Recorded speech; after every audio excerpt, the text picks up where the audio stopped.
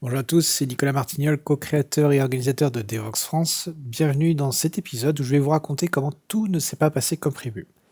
Dans un premier temps, je vais vous raconter comment j'ai voulu créer une page administration afin de pouvoir régler l'application de la billetterie qu'on est en train de migrer. Je souhaite réutiliser un système de feature flag ou feature flipping et je souhaite simplement créer un petit service en Go qui lit sur Redis mes données. J'ai eu quelques soucis avec HTMX que je vous raconterai, mais je vous montrerai le résultat. Nous verrons ensuite comment corriger un petit bug relativement simple en utilisant les fonctionnalités de Claude Code et notamment un serveur MCP. Et enfin, je vous montrerai comment avec Claude Code, j'ai pu faire du HTML et du CSS pour avoir une page qui reprend le style graphique de la conférence Devox France sans réellement avoir à taper beaucoup de code HTML ou CSS.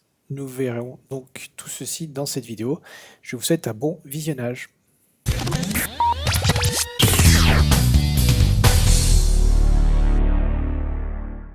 Alors, nous allons regarder comment j'ai implémenté un système pour lire les feature flags de la base actuelle de l'application de billetterie de Devox France. Qu'est-ce que c'est qu'un feature flag?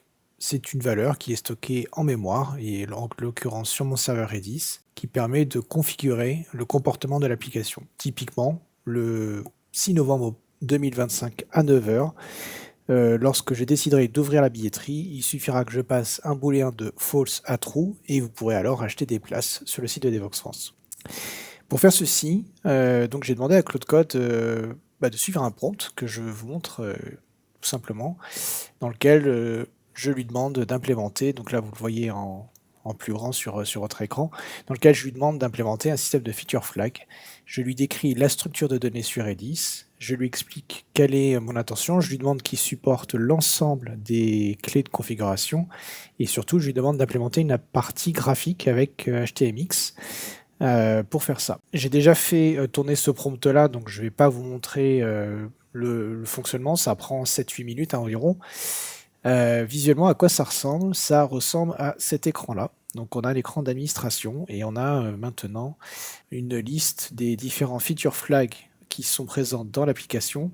Alors, ce que je trouve assez sympa, là où je trouve que Claude Code il est assez fort, c'est que de lui-même, il propose des actions rapides parce qu'en fait, il comprend à peu près le sens de ce que je suis en train de faire. Il sait qu'il est en train de travailler sur une application de billetterie. Et là, vous voyez, il y a ouvrir, fermer la billetterie, mode maintenance, différentes propositions qu'il a fait. Alors, tout ne m'intéresse pas, mais j'ai été agréablement surpris. Je m'y suis pris à 2-3 fois avant de générer cet écran-là, et à chaque fois j'ai eu un résultat différent. Et ça, c'est important à comprendre, c'est que le code n'est pas déterministique, et pour le même prompt, si vous testez 3 fois, surtout sur des choses visuelles comme ce que vous avez là, il va vous générer des choses différentes. Autre remarque aussi, c'est que le dernier modèle de Claude Code, Opus 4.1, va avoir tendance à générer tout de suite quelque chose de bien meilleure qualité que la version plus ancienne de Claude Code. Alors pourquoi tout s'est pas si bien passé? 3 fois de suite, 3 fois de suite, j'ai enregistré plusieurs vidéos avant d'avoir celle-ci. Visuellement ça marchait, mais quand vous cliquiez sur les boutons là, ça marchait pas. Et quand je dis que ça marchait pas, il se passait rien, et en fait on avait des erreurs, et en fait Claude Code se plante au niveau HTMX, et il a fallu que je débug moi-même. Donc voilà. Donc là, vous avez la version terminée. Par contre, comme vous pouvez le voir visuellement, il y a quand même un petit souci, et c'est ça qu'on va demander à Claude Code de corriger dans quelques instants. Au niveau de l'architecture technique, on est donc sur notre petite application en Go, qui est relativement simple, que vous voyez sur l'écran gauche. Elle va lire sur mon serveur Redis mes données de configuration, et voilà où on en est pour l'instant. Donc, ce petit souci-là, ça m'embête un petit peu. Donc ce que je vais faire un prompt 3 bis, on va dire, de correction pour pouvoir simplement demander à Claude de reprendre ce qu'il a fait. Avant ça, il va falloir que Claude Code ait accès à mon navigateur. Je ne vais pas faire des captures d'écran à chaque fois, et donc je vais avoir besoin d'une solution qui est un petit peu plus facile à utiliser. Donc là, si je vous montre avec la commande MCP, on voit qu'il y a un serveur browser MCP qui est installé. Cette extension-là, assez facile à trouver, je vous mets les commentaires, enfin je vous mets la documentation dans les commentaires de la vidéo sur YouTube. Ce serveur-là, en fait, l'intérêt, c'est qu'il va piloter votre navigateur avec vos droits. Donc pour le connecter, je clique sur ce lien. C'est une extension qui est sur Chrome. Alors, ça fonctionne que sur Chrome, malheureusement pour l'instant. Et une fois que c'est connecté, vous avez cette barre qui apparaît. Et donc, ça permet à Claude Code de voir, enfin, comment dire, il voit exactement ce que voit votre navigateur. Par exemple, je vais dire Can you analyze the web page? Donc là, je viens juste de lancer une session toute neuve, conversation vide, et on voit à droite là, la fenêtre de mon navigateur qui change, et on voit effectivement que Claude Code est en train d'accéder à ma machine et d'utiliser mon navigateur. L'intérêt, c'est qu'en fait, par exemple, sur des applications où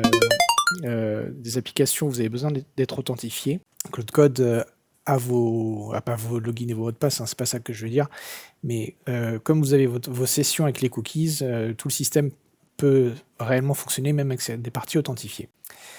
Alors, donc, l'analyse est terminée, et puis effectivement, il reprend l'information, il note que c'est en français, et puis il analyse la structure, et notamment il remarque qu'il y a des feature flags. Donc là, ce que je vais lui dire, et on va voir si ça fonctionne ou pas, je vais lui demander de cliquer sur le feature flag API debug mode. Ok. Can you click on the feature flag? Donc là, ce que je demande à Claude Code, c'est de cliquer. Alors, je ne lui précise pas qu'il faut utiliser Browser MCP. Donc là, il comprend de lui-même parce qu'il est dans un contexte. Il est dans un... Juste avant de lui faire ce que je voulais, j'ai fait exprès de lui dire « Visite cette page d'administration. Regarde ce qu'il y a dans cette page-là. » Ça, c'est une technique que j'utilise assez fréquemment. Avant de lui demander de faire quelque chose, je vais commencer par un prompt où je vais lui demander d'examiner, de visiter le contexte et de regarder ce qui se passe. Et là, en fait, ce qui est intéressant, et c'est là où j'ai eu quelques soucis, c'est que, et je sais pas forcément pourquoi, Browser MCP, enfin cette partie-là, il n'arrive pas en fait à cliquer. J'ai essayé différentes façons, ça fonctionne pas. Par contre, ce qui est intéressant, c'est regarder le comportement de ce que fait Claude Code. Donc là, il se rend compte qu'au bout de 30 secondes, il n'y arrive pas. Il va quand même prendre une capture d'écran et il va commencer à faire son analyse. Alors, on va accélérer un petit peu plus vite. Donc en fait, là, il s'en sort pas. Il s'en sort pas. Et ce que j'apprécie quand même, c'est qu'il s'arrête. Donc il essaie pas de faire quoi que ce soit. Je vais lui demander, donc je vais lui dire, I just. Donc là, je lui explique ce que je viens de faire. Donc là, ce que je lui ai dit, j'ai cliqué à l'instant sur l'un des boutons et je lui demande simplement de. Donc là, en fait, ce que fait Claude Code, c'est que il a bien compris que là, il y avait un souci, puisque là, le fait que moi, j'ai créé cette erreur, enfin que j'ai cliqué, et donc qu'on ait cette erreur-là, Claude Code le comprend. Donc ça, c'est quelque chose qui n'est pas très compliqué, c'est juste un problème de HTMX. Le contenu qui revient du serveur n'est pas bon, donc on va voir s'il peut fixer ça. Alors là, je lui donne vraiment aucun indice. J'ai remarqué aussi que quand on a envie de lui partager une intuition, on lui dit je pense que c'est ceci, je pense que c'est cela, Claude Code va essayer de ne pas vous décevoir, et même si vous avez vraiment pas du tout raison.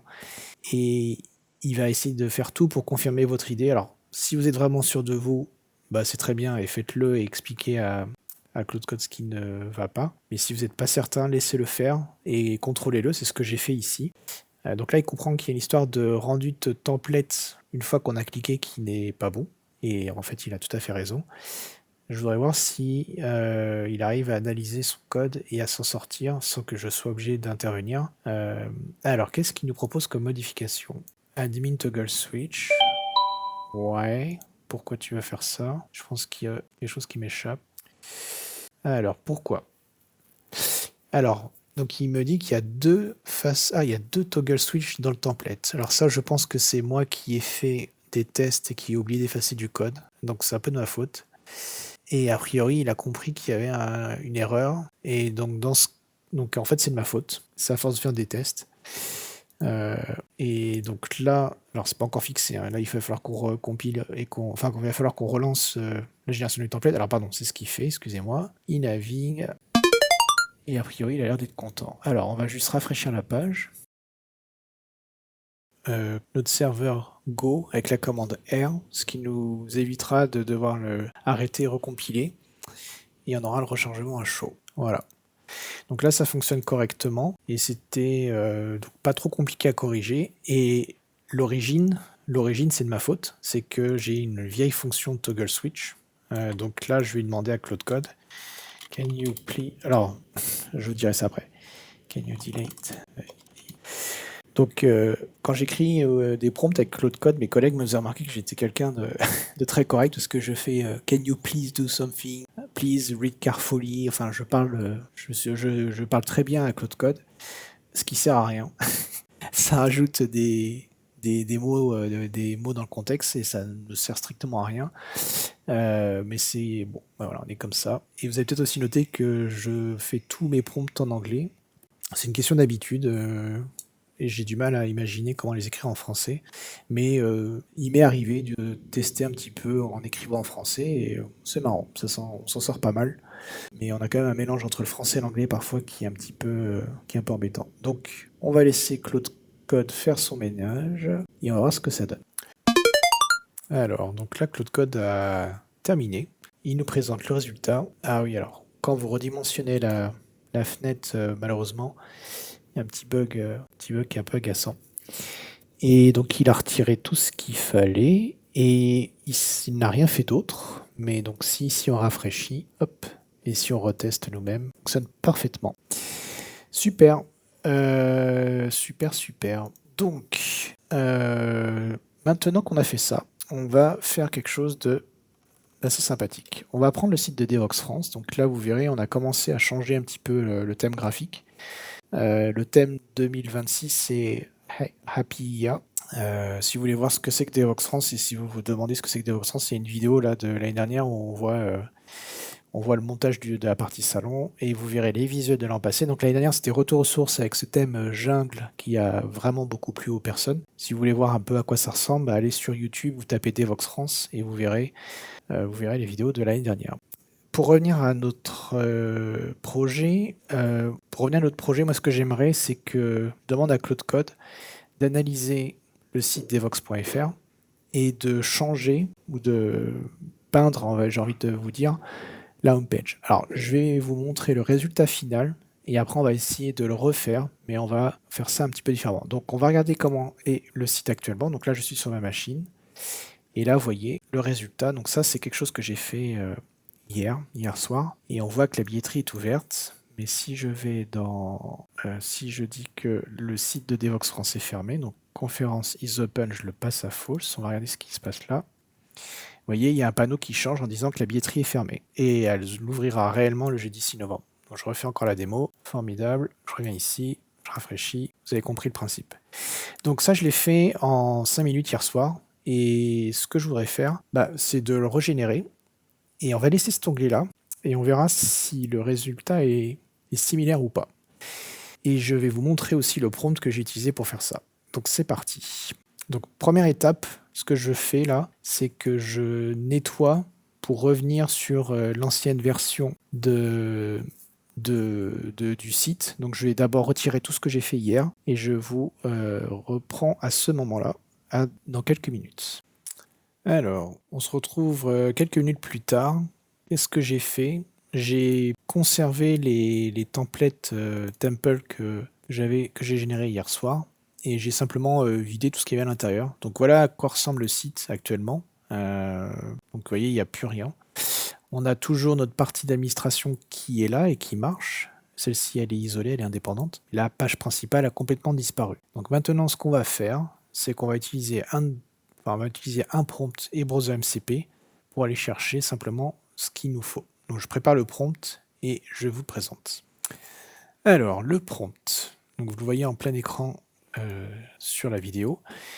Donc comment j'ai structuré ça? Donc j'explique que je voudrais implémenter la page d'atterrissage de l'application de billetterie. Alors, je ne parle pas tout à fait de Devoxx France, mais il sait que c'est Devoxx France puisque dans le fichier claude.md à la racine, on a explicité que l'objet de ce projet-là, c'était de faire un site de billetterie pour le grand public. Je lui donne les éléments. En fait, je réfléchis un petit peu à la structure de ma page, et ici, je décris simplement les différents éléments. Alors, j'ai tout fait en anglais, mais vous allez voir après, on va lui demander de tout passer en français. Je lui demande quand même, dès ce prompt-là, d'utiliser le feature flag service, donc celui qu'on a codé, pour pouvoir vérifier si la billetterie est ouverte ou non. Et selon la valeur du flag booléen, on aura un affichage ou l'autre, ce que vous avez vu tout à l'heure. au niveau de la solution technique, je veux utiliser Tailwind parce que j'adore cet outil. Et je lui demande de prendre les couleurs du site d'Evox France. Et je lui dis, bah, tu peux prendre Browser MCP si tu as envie. Ça, on va virer ça parce que ça n'est plus vrai. Et pour finir, je lui dis, bah, tes critères de succès, c'est quoi? La page principale affiche un petit texte de bienvenue. Tout est en français. La partie admin, on n'en a pas besoin. Ça, on s'en fiche. Ça, on s'en fiche. Et voilà. Donc là, dans mes critères de succès, alors il faudra que je fasse attention à la capture d'écran que je vous partage. Dans les critères de succès, voilà. On va essayer de faire ça et on va voir ce que ça donne. Alors, on se met dans la fenêtre de Claude, on fait un CTRL-V et c'est parti. On va regarder le fonctionnement et comment ça marche. Je connecte Browser MCP. Hop. Donc là, il va aller normalement sur le site de Devox France. Et il va commencer à mettre à jour le template. Donc là, il part pas réellement de zéro. Donc là, il va sur le site de Devox France. Vous le voyez naviguer. À gauche, on regarde ce qu'il fait. Il prend un screenshot. J'aimerais bien qu'on reprenne ces jolies images de robots là. On en a pas mal en préparation. Et je pense que ça va être sympa, quoi. Vraiment, ça va être chouette. Hop, je me mets en petit. Alors, create base template with Tailwind CSS Iteration. Est-ce qu'il va nous recréer quelque chose de nouveau? Est-ce qu'il va réutiliser? Bon, au niveau des couleurs, c'est pas mal. Hein. Moi, je connais les codes exa des couleurs qu'on a utilisés pour faire le site qui est à droite. Il est plutôt parfait. Donc là, il me montre qu'il est en train d'éditer le template de base qui sera utilisé pour faire toutes les pages qui sont pour le grand public. Et il commence à implémenter la page d'atterrissage. Il constate qu'il y a déjà une structure, effectivement. Donc là, on ne refait pas exactement ce que j'ai fait hier. Je le répète une deuxième fois, mais c'est important pour pas vous mentir et que vous voyez un petit peu comment ça se passe. Ok, ça prend du temps, faut être patient. Hop. Pendant qu'il fait ça, qu'est-ce que c'est que Devox France? Hop. Ouais, c'est lent, c'est tellement lent. C'est du WordPress ça, et on va virer WordPress, on va utiliser Webflow. Donc il faut refaire tout le site avec Webflow. Mais WordPress c'est beaucoup trop lent, avec trop de plugins, trop de choses. Donc on va tout virer. Ça sera un autre projet, on le fera pas en vidéo. Alors, est-ce que je peux éditer la landing page? Oui. Pourtant, je l'ai mis en auto-accept, mais bon. Alors là, je vois du SVG, on va voir ce que ça donne. 3 jours de contenu technique de haute qualité. Alors, il a pas tort, On a créé Devox France en 2012, donc ça commence à faire pas mal d'années. Et la dernière édition, donc là, c'est nous en photo avec Antonio et Zouer. Ça, c'était après le Covid, je crois. Et j'avais mes cheveux rasés sur cette photo parce que j'avais perdu un pari. Il y a des photos, des vidéos, enfin voilà. Si vous connaissez pas Devox France, c'est une conférence pour les développeurs, par les développeurs. Donc nous, on n'est pas une grosse boîte, on est 3. Et on fait ça depuis longtemps et on s'amuse beaucoup. Ah, ben voilà. Il a terminé et vous voyez, le rendu est différent. C'est sympa, c'est sympa. Moi j'aime beaucoup, j'aime bien. Je ferai quelques ajustements, mais honnêtement, c'est pas mal. La page d'admin n'a pas changé. C'est chouette. Ah, pardon. Et je disparais. Nicolas disparaît. Voilà. Je vais me mettre en bas à gauche. Toc, voilà. Qu'est-ce qu'il est en train de faire? Alors, il termine et là il est en train de vérifier si ce que je lui avais demandé, à savoir la gestion du feature flag Conference is open, si ça marche ou pas. Et c'est pour ça qu'on le voyait basculer sur l'admin là pendant que je changeais la caméra, c'est qu'en fait il allait sur l'admin, il fermait ou ouvrait la billetterie pour moi. Alors le truc c'est que je vous ai dit dans cette vidéo que le toggle switch ne marche pas, voilà, il arrive en timeout. Donc je vais le faire à sa place, je vais lui donner un petit coup de main. Et donc là, c'est moi qui ai triché puisque je viens de cliquer et il va revenir sur la page d'accueil. Et là, il y a la billetterie ouverte. Donc il a réussi à faire ce qu'on lui avait demandé de faire. Je sais pas pour vous, mais je trouve ça sympa. On va mettre un petit robot en fond d'écran et puis on mettra quelques couleurs. Mais honnêtement, ça fera largement l'affaire. Surtout ce que j'aime beaucoup, là, je vous montre ça. Si je me mets sur All, si je rafraîchis la page, je pense pas que ça va le stresser. La page, elle fait 9 kilobytes. Elle est toute petite. À la limite, les polices que j'utilise. Et donc ça, j'adore parce que c'est tout petit, c'est léger. Et c'est vraiment, vraiment ultra light. Il y a pas de, il y a pas de, pas de JavaScript, pas de framework, ça fonctionne super bien. Donc il a terminé. Vous avez entendu la petite musique là dans. Normalement, je sais pas si vous l'avez entendu, je pense que oui. Et voilà, ma foi, moi je trouve que c'est plutôt sympa hein, comme résultat. Donc on va refaire la même démo, on va se mettre ici, on va se mettre à gauche, on va se mettre sur l'admin à droite. Regardez ce qui va se passer. Regardez, regardez. Conférence is open, je ferme et je rafraîchis. Et voilà, c'est formidable. Alors, je vois pas d'erreur. J'aime bien l'idée qu'il a pris sur la homepage de la newsletter, ça j'y avais pas pensé. Il a repris les chiffres de 2025. C'est cool. Et est-ce qu'il a mis des liens qui marchent? Ça, je pense pas. Non, voilà, les liens ne marchent pas en bas. Mais globalement, le résultat est là, hein. Et tout ça, si vous êtes pas très à l'aise avec du CSS HTML, c'est vraiment sympa.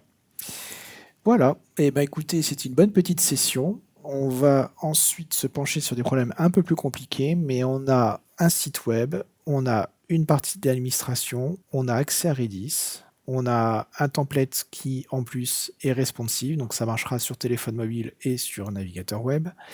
Et ensuite, on va attaquer un peu les premières étapes du circuit d'achat des billets en reprenant la logique de notre système. C'était Nicolas, je vous remercie de m'avoir regardé. Hop, voilà, je me remets ici. Je vous remercie d'avoir regardé cette vidéo et n'hésitez pas à me poser toutes les questions que vous voulez en commentaire. À bientôt.